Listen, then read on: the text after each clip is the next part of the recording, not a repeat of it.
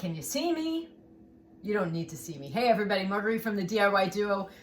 John had to work today and he's leaving me by myself to find things to do. And this house gives us plenty of things to do.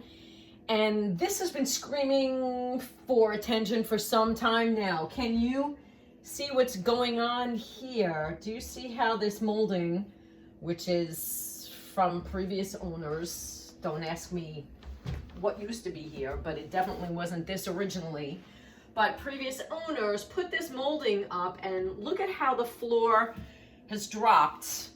And there's huge gaps between the wall and the molding and the floor and the molding. And that is because we actually had a big issue years ago with our sill plate that had to be replaced. And then we found out that the 2x4s were rotted from the bottom. So there was a lot of work that had to be done. We didn't do it.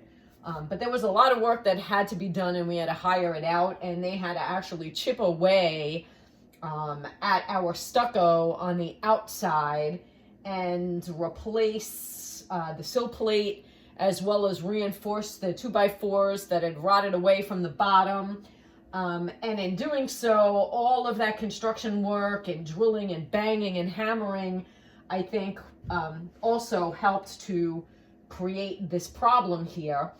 And I didn't even realize that had happened, because we've got so much stuff that's in all of our corners of the rooms. But last year I was like, why is it always cold in the wintertime in this room? And here you have it, because we've got a lot of air coming through this. So today's project is going to be pulling off the molding and seeing how I am going to either put foam insulation inside, or I don't know, I may just use regular batting insulation. I don't know. So we're going to pull this off and we are going to assess. And then when we figure out what we're going to do, this ugly molding is not going back on. It is going to be nicer molding that matches the rest of the original molding in the house. So, coming soon.